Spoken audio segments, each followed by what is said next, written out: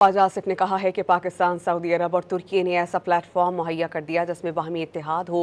किसी मुल्क को जोग्राफियाई या दहशतगर्दी का खतरा हो तो मिलकर उसे हल किया जाएगा। उन्होंने वाज़ेह किया कि इस प्लेटफॉर्म के दरवाजे किसी के लिए बंद नहीं होने चाहिए। नेटो की तर्ज पर मुस्लिम ममालिक को अपने तनाज़ात दूर करने चाहिए। इसराइल के मामले पर तमाम मुस्लिम ममालिक को मुत्तहिद होना चाहिए।